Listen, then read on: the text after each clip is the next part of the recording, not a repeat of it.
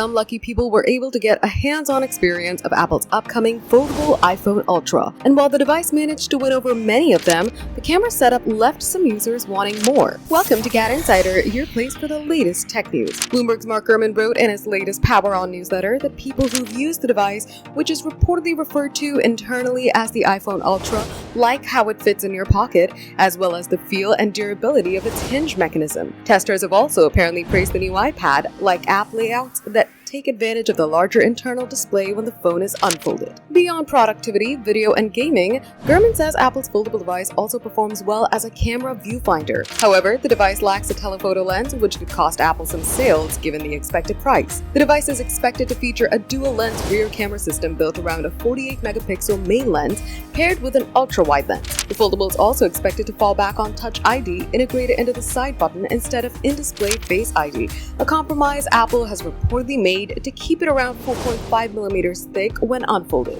But like Gurman says, some users may prefer this traditional biometric setup. Like Samsung's recently released Z Fold 8, the iPhone Ultra is said to have a 5.5-inch outer display and a roughly 7.8-inch inner display when opened, making for a wide boot-style design. Apple's first foldable is set to be unveiled alongside the iPhone 18 Pro and iPhone 18 Pro Max at a launch event on September 9. Reports suggest the device could start at $2,000 and even climb past $2,500 for higher storage tiers. For more updates, subscribe to GadInsider. Like and share the video, and don't forget to press the bell icon so you never miss any update.